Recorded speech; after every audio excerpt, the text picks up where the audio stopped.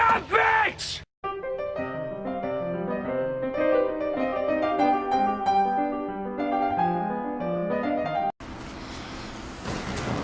The Black Plague. The Spanish Inquisition. The Brady Bunch reunion. 1995. An interesting movie came out that was based around a television show that originally happened in Japan, but then it was turned into an American thriller for a lot of people of many generations to remember. Do you remember Mighty Morphin Power Rangers? The original. Yes, with, you know, Jason, Tommy, Kimberly, Zach, Billy, Trini, all of them.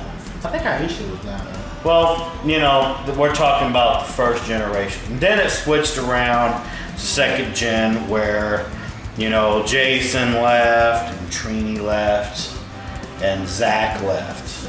And we got Adam as the Black Ranger, Aisha as the Yellow Ranger, and then we got Rocky as the Red Ranger. But Tommy didn't come back as the Green Ranger. He came back as the White Ranger. Mm-hmm. Do you know they made a movie out of that? Which was called Mighty Morphin Power Rangers, the movie. Now, what do you remember about, like, the first start of the movie? Well, they were skydiving out of a plane. Yeah, the most random, like, opening for a movie. Yeah, they were like skydiving for a competition to get money. It was like a competition charity event. Yeah, it was like a charity event, yeah. And of course, Bulk and Skull were in this movie. Yeah, and they dove out of a plane too. Yeah, way later. Way fucking later. Right when the plane was about to run out of fuel. You know, that was interesting, yeah. And I mean, we had like still the iconic actors, you know, from the second gen Power Rangers. A couple of them being, you know, like Jason David Frank coming back as Tommy. Steve Cardenas, he came back as Rocky. You know, Amy Jo Johnson came back as Kimberly. You know, just those people right there. You know, they came back. You know, and of course David Yost came back as Billy. And, you know, who was the main villain of this movie? Not counting Lord Zed. Of course, not counting the iconic Lord Zed. Yeah, or Rita Repulsa. And their two henchmen, Goldar. And some pig-faced motherfucker, you know. I never remember the name of the pig-faced motherfucker. Who cares about the name of the pig-faced motherfucker? We never run into him in the series. It's as if, like, you know, they couldn't find somebody to do that little comedy styles with Goldar. You know, they couldn't find somebody to laugh at the Dingle Dork jokes or anything from Goldar. But we had Ivan Ooze.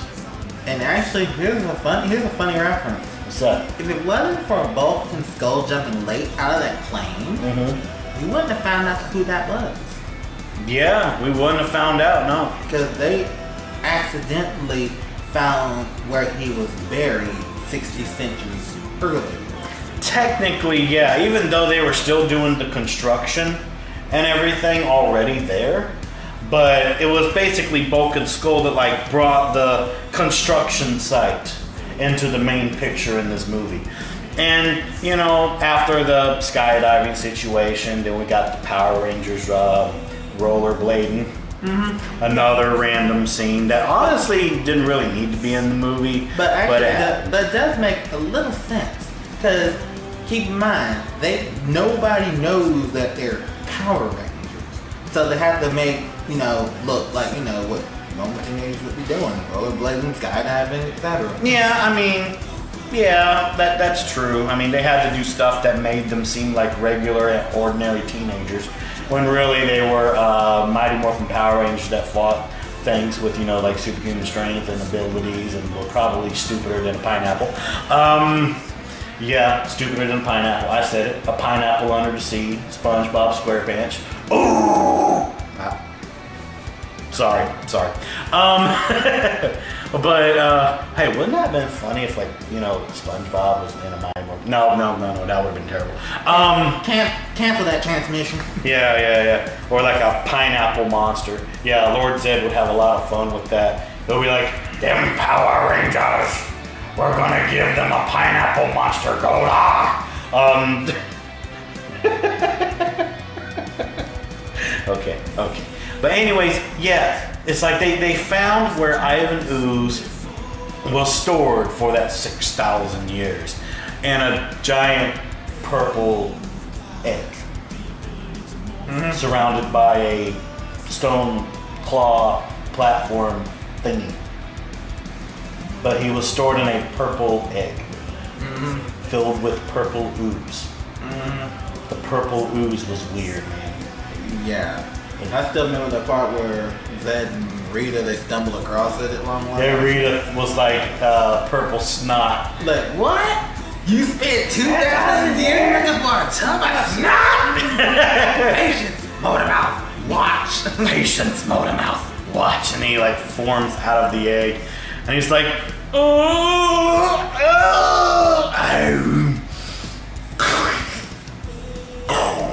And he's like, there, gentlemen, the ooze is back. And then goes like, yeah, like that. He's so handsome. And then I was like, well, bang.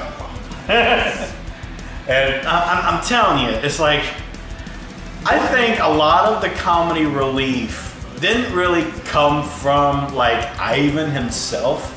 I think most of it was carried by Goldar. Because like Goldar was acting like a fucking fanboy throughout the whole movie. Like his allegiance like just kept switching because he was scared about what Ivan was going to do to him. You know? Like, okay, like for example, you know, like while all this is going on, you know, the Power Rangers, they get called to the command center by Zordon.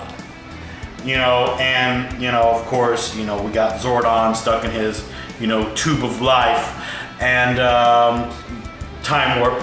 And we have Alpha 5 still doing his, you know, well-known Zordon.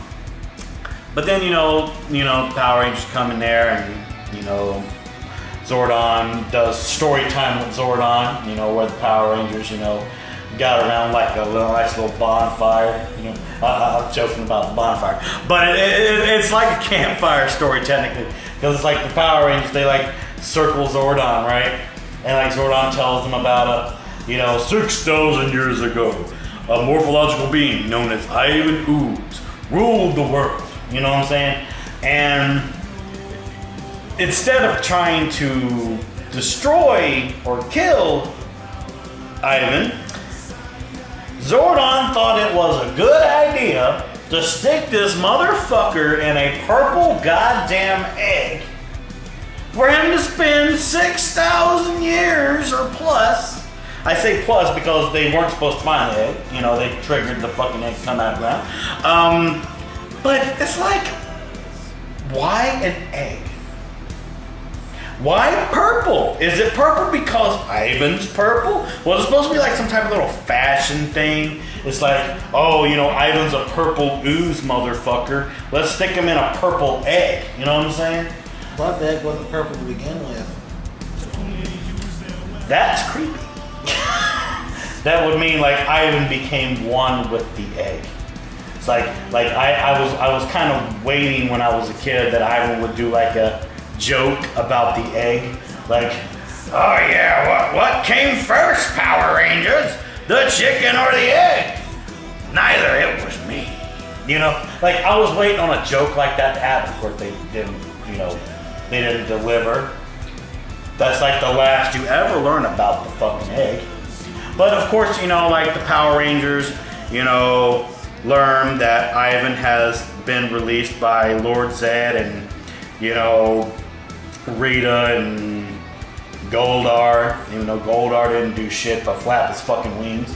But here's something else you kind of notice. When Zordon's telling them about Ivan Ooze, there is something he does that you don't see him do very often. Was getting a little bit worried. Exactly. He got worried because, you know, there was like a form of teenagers like them locked Ivan away, you know, deep underground. Exactly. But I still to this day wonder why a fucking egg. Like why not a box? Like a small itty bitty fucking box. You could have stuck this ooze mucus looking fucker in a fucking box. No, they stick him in a fucking egg. That still bugs me to this day. It probably doesn't bug you, but it bugs the shit out of me because Ivan don't look nothing like a fucking chicken. He don't look like a chicken. But anyways, you know, they find out that Ivan's escaped and they go over to this construction site at night to go and confront Ivan. Of course, he's morphed into a security guard and he reveals himself to the Power Rangers and some interesting choice of words get exchanged from the Power Rangers. Like Kimberly says, "Ew, gross," and you know, Ivan's like, "You're too kind. Allow me to introduce myself. I'm the galactically feared, totally vile, universally despised. They call me Ivan. Well, pack your bags, because we're gonna take you right back where you came from. Ah, a teenager with a big mouth. Not much has changed in 6,000 years." And then, you know, Tommy's like, you know, he's like, "We're the Power Rangers." And then I was like, "Whoa, where's my autograph book? Ha! Power Rangers, huh? So, Zordon still uses a bunch of kids to do his dirty work." Reference. Yeah, I know, right? And then he's like, "Ha! Meet my kids!" And then, like, this whole fight scene goes on with the little ooze monsters. We never know what they're called. I just call them ooze monsters or ooze goons. Well, the thing is, they didn't stay long enough in the movie for them to have a title, so what difference does it make? Yeah, even though there was like a lot of like flashy fighting that was going on, you know. But then again, that was Mighty Morphin for you. You know, they did all like the little backflips and puns and, you know, the little like poses that they did when they like hurt one of them. But this was like that one time where these things were not like the Putty Patrol. You know, they were overpowering them in human form. And then they did like the morphing sequence. Why the fuck did they get the morphing sequence wrong? It's like it's supposed to go Mastodon, Pterodactyl, Triceratops, Saber-tooth Tiger, Tyrannosaurus, and then, you know, Tigerzord. You know? Actually, I can never remember the order. Well, that was the order that it usually went. You know, or like sometimes they would put like the Tigerzord at the beginning and then do Mastodon. No, they messed up the sequence. Which I thought this is just coming from a nerd, okay? Because I'm a nerd. It's like, they couldn't even get that right. Now, the suits were not that bad. I kind of enjoyed the suits. You know, I just didn't understand why some of the suits had like certain upgrades. Like, for example, it's like, oh, you know, Saber-tooth Tiger has headlights. Or Tyrannosaurus Rex had a scope where you could like see things through walls. You know? It's like, what did the other Power Rangers have? Actually, that one I did not notice. Yeah. I didn't notice the scope. Yeah, Rocky had like a little visor scope. I didn't notice that. Yeah. I knew I saw the headlights, but I didn't recognize the scope. But you always wondered though, like, what did everybody else have? You know, or they didn't get around to upgrading all the Rangers. Maybe, I don't know, because, you know, well, Kimberly had the Thunder Whip. Even though that wasn't really thunder, it was just a whip that, you know, like shot out a whip and like touched them, and Kimberly got very, very cocky. She was like, bye-bye, gotta love it. You know, but that was actually kind of fun, you know. And then there was like the whole little air kicking sequence that happened with Tommy as the White Ranger. Like he did like this dive off of the top beam of a constructed building. and he did like this little drill kick shit with both of his feet. Mm-hmm. Yeah, that was actually kind of funny. But then it's like, while this is going on, Ivan finds the command center. I still remember that sequence. Yeah, like Alpha. Sudden told me that the Rangers were too late. Ivan is on his way here. Yeah, I know, right? Don't worry, nobody can enter the command center without a power coin. But then it's like Ivan oozes himself past the door. Well, almost nobody. Yeah. Let's see if we can like get the references. Like, okay, hold up. It's like he oozes through the door, and Ivan's like, he's like, hey, pretty fancy spancy. I get you invest your money well over 60 centuries. You can buy something pretty nice. No. Uh-oh. And then it's like, you haven't changed, Ooze. You still pick on creatures smaller than yourself. I put a sock in it, Z. 10 minutes down the egg and I'm already listening to one of you locked me in your stuffy little hyper-lock chamber and talked me to the death like yesterday's trash.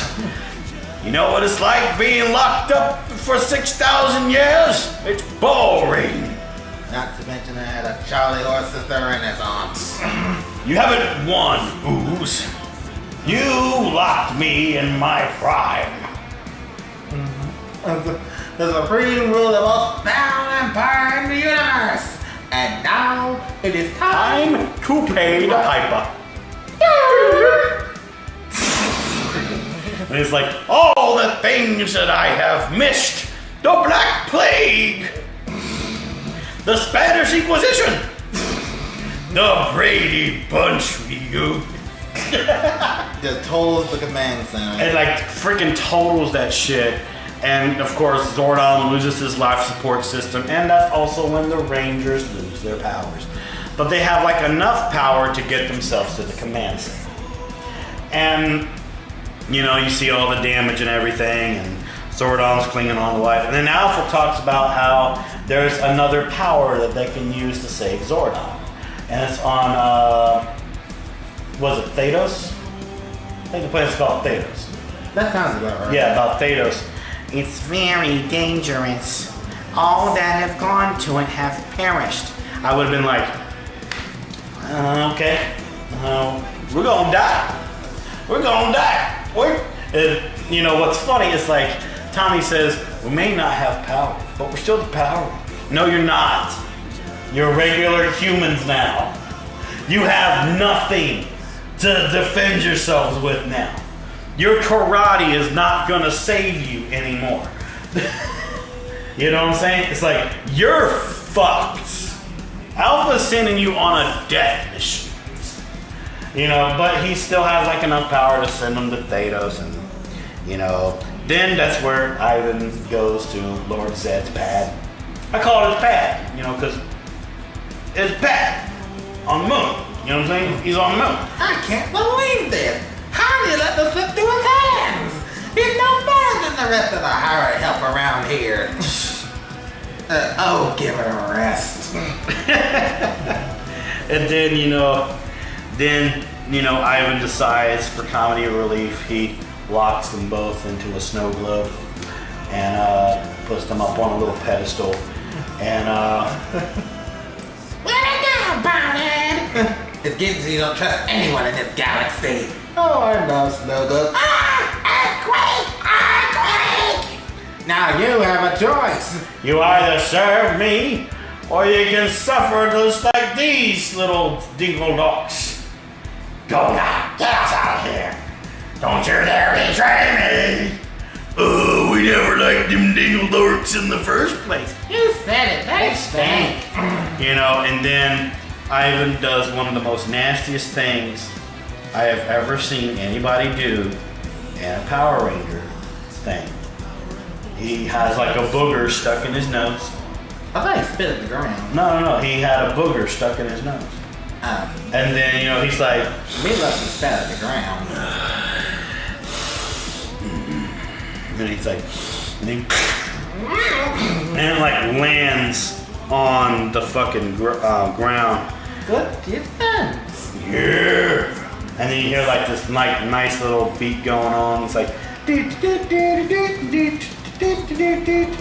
you see that thing just mutate. and it like mutates into like numerous little bird creatures. They call Tengus, right? Tengu Warrior. The Tengu Warriors. And they have like the best fucking beat ever, okay?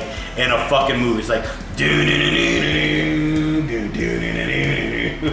and these birds are acting all stupid. They're like and he's like, hush your beaks. Now, my Tengu warriors, you will fly to Thedos. You will find the Power Rangers and you will tear them apart. And then they just like fly to Thedos. Like these booger fuckers know where to go. Okay? And it makes you wonder. yeah, it does. Then you kind of figure out later, a little bit later on, Yeah. when the Power Rangers get to, I think it's Thedos. Yeah, Thedos. There you go. Thedos. Yeah. But continue. Then when they get to Thedos, what Alpha said is true. Those who have been there had parents, but not long since they arrived. They see skeleton remains of people that have been there. Oh yeah, and then the Tengus find them, and And it's interesting how they find them, because they find, is it Rocky and Kimberly first? I know it's Kimberly and one of the other. I think it's Rocky. Whoever the Red Ranger was. Rocky. Yeah, Rocky.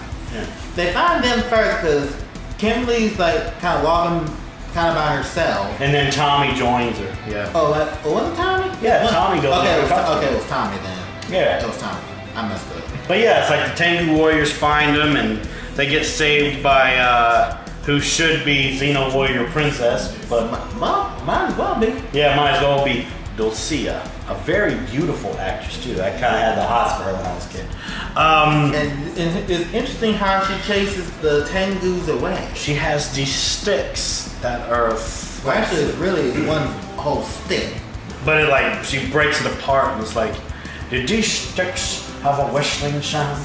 They're more like And he's like, Dulcia. The low down sheep, devil of a witch. Leads into the great power, anything will be ruined. But anyways, you know, like Dulcia saves the Rangers and tells her story about how she knows Zordon. Well, actually, what happens when they try to thank her is kind of interesting. Yeah, because you know at first, you know, she thinks of them as like hostiles because they're on her land. Yeah. But then, you know, they say the name of Zordon. Yeah, it's like a trigger. Yeah, it's like a trigger to her, and then she lets them go. Why should she help them? Yeah, first she lets them go, then she helps them, you know, when she gets more information. You know, like when they say, you know, they're here because of Ivan Ooze, and she even gets triggered. She's like, Ivan Ooze is free? You've heard of him? Like yeah, no shit, right? So, you know, they find Dulcia and they go to, you know, the Great Temple. It makes you wonder. What's that? Is there like a hidden story between Ivan Ooze, Dulcia, and Zordon? Might be because the way she reacts when they mention Zordon, the way she reacts, it makes you wonder if they were either something or if they were just really good friends. Yeah. It would have been interesting if it was like a love triangle. But then again, who would date Ivan Ooze? Well, no, I wouldn't. No. I wasn't thinking love. I'm thinking just between Zordon and Dulcia. Yeah. I'm thinking between them two more likely because the way she reacts. Maybe so, yeah, because she got really worried about this stuff. What I also found funny was like when they got their ninja powers, it's as if she knew who their colors were. You know what I'm saying? Like I said, it makes you wonder. Makes you wonder, yeah. But of course, while all this is going on, Ivan's digging up his ectomorphicons. yeah, and One looks like a giant scorpion. and one was like a giant praying mantis. Praying mantis, beetle, whatever. Yeah, it was something. But then the other one's like a scorpion. But what's funny is like he uses his ooze and he gives it to children to use on their parents. Which makes them into like mind slaves. And that right there was kind of like, why? Like, why? And the thing is, when they're doing this construction to dig up his machine, he's, if you think about it, it's almost like he's second guessing himself. Like, why not do this to the parents? Why not do this to the kids? Because they would have gotten the work done faster. Very true. Or like, why didn't he enslave both the kids and the parents? Or something like that. Yeah. And of course, while this is all going on, Ivan's two little cheerleaders are hanging out, Goldar and Pigface, and it's very interesting. Like, there's some parts in that really didn't even need to be put in there. But I think the part I do like was when the Tengus come back. Yeah, when the Tengus come back and he like abuses them and shit. I remember the part where they were giving them the report picture. We threw one off a mountain, threw one off a raging river. And he's like, oh, then all they've been destroyed. Well, we were about to destroy them. What? You didn't kill them. You didn't kill them. You got yourself Tengu warriors. You got the Tengu dragons. I should have you all stop them. Roasted. But Master, there's this big monster with these huge sticks. And she was like twirling them around. And she's like, sticks? Does these sticks have a whistling sound? Ah, well, they were more like nails on a chalkboard. Don't see ya. The manipulated love that she devil of a witch. If she leads into the great power, everything will be ruined. So should we take another whack at it? How about taking another crack at it? And then he like, does all that and no time to wait. My ectomorph must be dug up by sundown. yeah, and then that's when you go to the temple and she's like giving this speech to all of the rangers, giving them like ninja cloaks. See, what's funny is like all she did was give them a change of fucking clothes. And they have like these. It makes you wonder, were they worn by the other rangers before? It makes you wonder that too, yeah. But there's like a lot of unanswered questions with it. Like one, even in the series they don't even talk about this. Like, it's like, do these ninja outfits really give them enhanced powers? Or is it just like more like an endurement type of thing? Because if you remember, they still take regular damage as if it's like regular cloth. Which I'll get to that in a minute. But also another unanswered question is, how did she know which rangers were the red colors? Like, Adam was a frog. That was actually kind of funny. Yes, a frog. Ribbit. Yeah. Who gets a kiss? Turned into a handsome prince. I thought that was one of the most corniest lines I've ever heard in a movie. Yeah, because he didn't look too thrilled. Yeah, he didn't. And then, Aisha's bear. And what's funny is what they gave Rocky. He gave him an ape. They gave him an ape? I can't remember what they gave him. Yeah, they gave him a freaking ape. Yeah. It's like, he once was a Tyrannosaurus Rex. And now he's a giant monkey. They turned him into a giant monkey creature.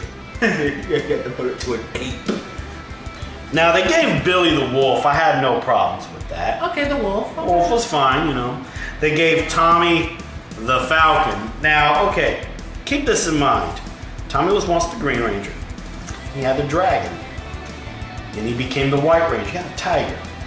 Now you turn him into a bird. Now, I had no problems with the whole thing with Kimberly being a crane. Because, okay. A crane is also a bird. Well, here's the difference. She started off as a bird. She was a pterodactyl. Which is the flying dinosaur. Which is the flying dinosaur. She automatically, of course, was going to get like something flying. So why not give her a crane? You know what I'm saying? But Tommy became a falcon. Ruler of the skies. But here's something else that's kind of funny. What's that? They gave both Tommy and Kimberly birds. Yeah. That is interesting. And didn't we find out at some point later that they were like supposedly an item at some point? Yeah, they were becoming an item very slowly in like the original Mighty Morphin. Yeah. Exactly. So That kind of that you kind of wonder if that's like made into a reference. that's what I'm saying. Yeah, that's a good little idea. Yeah, Is that a reference to some kind? might be actually. You never know. Like a hidden clue? Could be, man, could be. But then it's like they go on their journey to get to the sacred temple. Then they end up finding like a dinosaur that comes to life. Yeah, they fight a dinosaur and Like literally that's out of bones. it's like. And my favorite part of the whole fight scene was the end of it. When I think it was Tommy that somehow gets on top of it somehow. Yeah, like turns, like lets its head fall off. He said, "Hey, Fossilin, I got a bone to pick with you." And what I find funny is like, oh, they were like scared of getting eaten and shit, when really there's nothing to digest.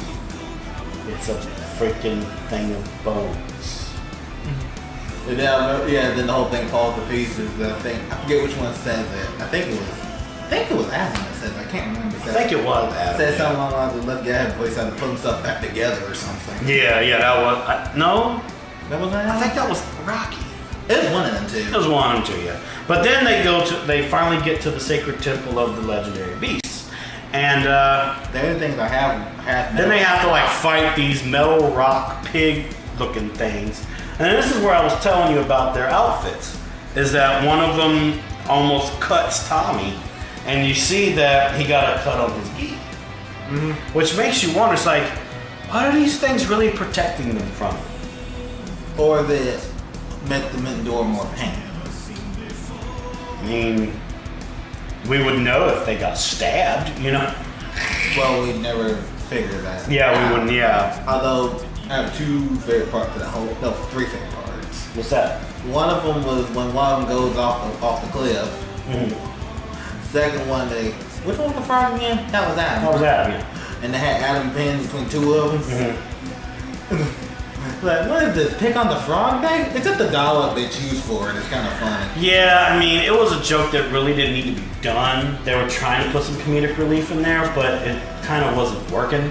Although the part where his own comrade slashed his comrade in half. That was funny.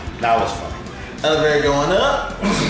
And then, Tommy does this like corkscrew type of kick Yeah, to get rid of the last one. That was really good. That's the one I was getting. That was good. That was actually corner pocket. 8-ball quarter pocket. And then that makes the stone doors open, and the sacred beasts come out of this giant PowerPoint looking structure. And they like revolve around the Ninja Rangers, and then they go into the core of it. And what's funny? Their suits look the same. They look the same as their original suits, but of a different like little shaping of the helmet. And different icon. And different, point icon. Yeah. But We can go on about that. that's just weird, And then of course I found it cool. Oh, it was cool, yeah, but there was like really not many changes to the suits. Well, that should have been a good thing because the suits changed dramatically, and all the hardcore Mighty Morphin fans would have been disappointed. They're like, why did you change the suits and all this stuff? This, that, and other jazz. Yeah, but I still miss Saba. Yep, Saba never returned after this movie. That poor sword. Damn it. So then they take their powers and they get back to Angel Grove. While that was going on, Ivan gets his ectomorphicons up and running and sends the adults to jump to their doom. Well, leak there. No, leap. Same damn thing, yeah. But, the children are trying to stop him, and Bulk and Skull just so happen to help this little kid. Fred. His name's Fred. He doesn't look like Fred. He don't look like Fred. Oh Oh well. Why'd you have him give him like a name like Fred? That's the best you could do, Saban. Fred. Fuck. So yeah, the ectomorphicons, they're like, Rampage and Angel Grove, and Power Rangers get back. They get their Zords. Their Zords are different. Their Zords are different. Tommy's like doing this little flying shit where he's like just like flying around and stuff, while the other Rangers are actually trying to fight. What I found funny was that there was one fight that happened with the Zords that still to this day makes me just laugh. But not in terms of it being funny. I was like, ha ha. When Aisha got cocky with the bear. And she gets the shit slapped out of her Zord. I'm telling you. And then I think that's when Rocky comes in there and like jumps onto the fucking thing. Yeah, he jumps onto the ectomorphicon. That bitch slapped Aisha's Zord. And he's like, 8 Zord, locked on target. Like, you know, they really tried to make Steve Cardenas' Rocky literally act serious. And it was kind of working, but then you keep realizing that this is Rocky. It's like Rocky was trying to channel his inner Jason or something. Like just with that one line, it's like he was trying to channel in his inner Jason, where he's like, 8 Zord, locked on target. And then of course, you know, Adam, being his frog self, decides to use the frog's tongue to electrocute a ectomorphicon. Wasn't really working because he was stuck. He couldn't get free. Kimberly, oh god damn it. Actually, what happens to Kimberly? Okay, Kimberly was getting shocked by Ivan Ooze himself, and Kimberly couldn't get free, and then Aisha just so happens to pop on the intercom, and she's like, Kimberly, use your thrusters. Great, now which button? And then she presses the button, she zooms out, and she's like, whoa! I'll deal with you later. Yeah, then they decide to make this giant Zord, which the Zord looks kind of corny. What's kind of funny is while they're fighting, actually this is what happens. Kimberly actually says something about the monorail track. Yeah. And then one of the well, is it the ectomorphicon or is it when Ivan? No, one of the one that looked like a walking scorpion. Yeah. He breaks the track. Yeah, and then Tommy has to go and save them with the Falcon Zord. Yeah, he had to use the Falcon Sword to make that track straight so they could get across. Yeah, because the kids are on the monorail track trying to go and save their parents. Right. Which I don't think they knew that was going on. But then it's like after that happens, you know, the scorpion ectomorphicon gets destroyed, and then Ivan's like, "You make me very angry," and then he like does this gross thing where he like turned into a giant ooze dart, and he's like absorbing the ectomorphicon, and Ivan himself becomes an ectomorphicon. I remember when Kim was like, I'm gonna be sick. I'm gonna be sick. Yeah. Well, truth be told, that is rather sickening. Yeah, it is. So they're like, you know, making the Zord. It looks corny, of course. And Tommy is still goofing around, flying around. And Tommy's like, Tommy, get your butt down here. And he's like, fucking Zord, coming in for complete sequence. Like Tommy gets like so serious. It's like, oh god, I better like finish this before I don't get late or anything. You know, like that's like probably was like what was going on through Tommy's mind. And then they make the Zord. They fly into space. Yeah, well, actually, I think I dragged into space partially. Yeah. Actually, no, they fly into space, and Ivan follows them because they have an idea. Of course, they tried to do some, you know, like some parlay with the sword and the staff and whatever. And of course, the Megazord sword gets destroyed. And this is probably one of the early, at least I'm gonna say early because my Morphin. Mm-hmm. Probably one of the closest cases of a close call these Rangers all had. Oh god, yeah. Because they fly into space. Ivan's chasing after them. And Ivan's like trying to, you know, what was it? He like grabs the Zord and then he says something to them. He's dragging them into the path of the comet. Yeah, he was trying to drag them into the path of the comet. Thing is, that's what they were trying to do, but they didn't plan on being grabbed in the process. Yeah, they were going to try and get Ivan hit by the comet, which he ends up getting hit by the comet, of course. Actually, I remember I like the dollop that happened just before. Which is? Remember he goes, have you hugged your sword today? Yeah. And then, okay, one of the funniest parts ever was how they got him to get hit by the comet. They do a fucking knee to the groin. It's funny how it happens too. Yeah. It's like, desperate times call for desperate measures. Oh god, yeah. What are you doing? Taking care of business. And then the Zord like knees Ivan into the groin. And it just floats right into the comic. he just like floats right into the comic. And then, Celebration of the Power Rangers and Bulk and Skull get jealous because it's not, thank you, Bulk and Skull. And then that's technically the movie. That's technically the movie. But here's the best part. It's one of them rare moments that there's still a little bit of movie. Oh, I know what you're talking about. Go ahead and say it. Okay, remember the part at the end when the credits are like showing the main characters? Mm-hmm. There's this part where Goldar is sitting in he's sitting in Lord Zed's chair. I am King Goldar, Master of the Universe. But here's the best part: when Lord Zed and Rita come back, and Zed is pissed as hell. Yeah. And the pig and the Goldar looking like, oh. Yeah, that's just fucking awesome. Like, I am King Goldar, Master of the Universe. I do a great Goldar. I've had people tell me I do a great Goldar. So yeah, that's basically the movie. one of the better Power Ranger movies I've seen. Yeah, I think it's better than Turbo.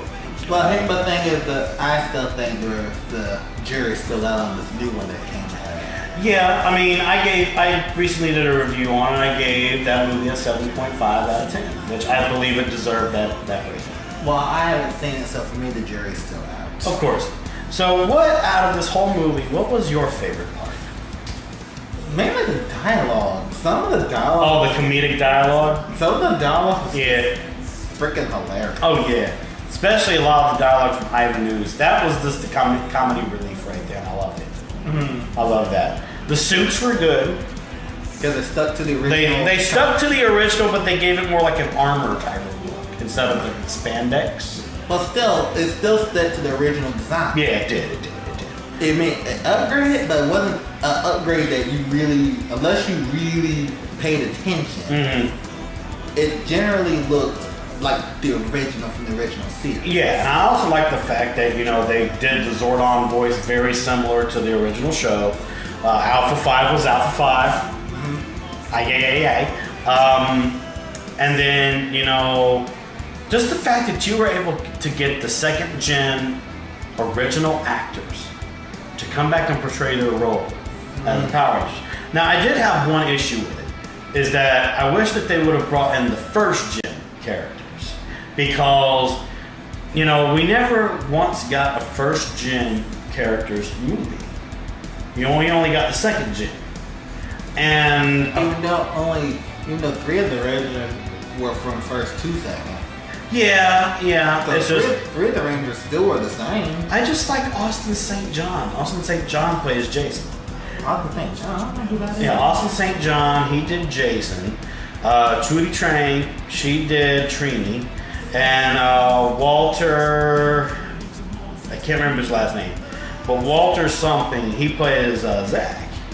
And actually, random fact, did you know that Zach, the actor that played Zach, only had 9 fingers? You know what I'm saying? Yeah, he was missing, I think, this finger. But nobody really noticed, actually. So I thought that was an interesting little case. I'd say my favorite part in the movie, aside from, some of the comedic dialogue, was just the fact that, what is it? I just loved the portrayal of Rita Repulsa, Lord Zed, and Goldar. That they completely act like who they were supposed to be. Here's something I was trying to plug in earlier. If you listen to some of the Ivan News dialogue when he meets the Rangers the first time, don't you get a little bit of hint of the humor from the first Mask movie with Jim Carrey? Yeah, okay, I can see that. And just some of the just regular pop culture references made you think of the Mask a little bit. Plus, really the Black Plague, Spanish Inquisition. Nobody expected him to say the Brady Bunch reunion. Nobody thought he was gonna say it. That's actually the reference I'm plugging in. Yeah, the Brady Bunch reunion. Yeah. No, that whole sequence. Yeah, that whole sequence. Yeah. So, what would I rate this movie? I'm going to try and give a rating that's suitable because, okay, for one, yes, there was some stuff wrong with the movie, but the thing about it is there wasn't that much. I give it an 8. Okay. Yeah. Because, you know, for one, you know, they stuck to some stuff that I believe was done correctly. Like, okay, for one, you may have not had all of the first gen cast, but you had a lot of the original actors. You had Jason David Frank, you had Steve Cardenas, you know, you had Amy Jo Johnson, you know, you even had David Yost, Billy, you know, you had all of them in there.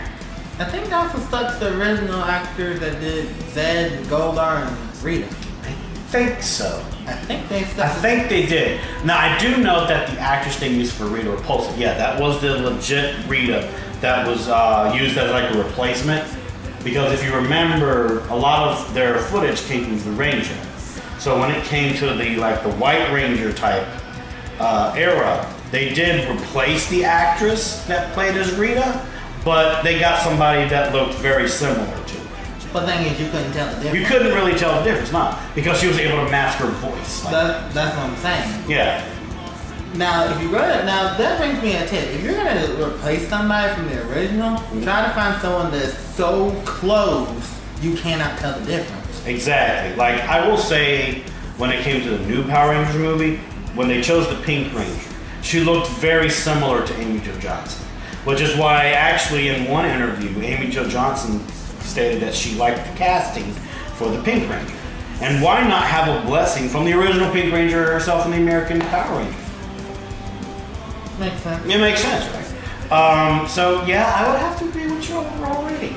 Overall rating for Mighty Morphin Power Rangers, the movie, 8 out of 10. But it's actually a lot higher than the ratings I read about. Yeah, what were some of them? Like 5 point something? 5.1. Why? It's just like, I guess, people that weren't Power Ranger fans. Probably. Well, you have any closing statements before we end this segment, sir? The Brady Bunch reunion. It still makes me laugh when I think about that too. But yeah, everyone, thank you so much for watching this episode of Onyx the Movie Guru featuring NinjaDragon22. If you enjoyed this collaboration review, click that like button, leave a positive comment down below. Let me know if you're a Power Rangers fan. If so, who's your favorite Power Ranger and why? And as always, thank you so much for watching. And until I see you all in the next video, I'll see you next time.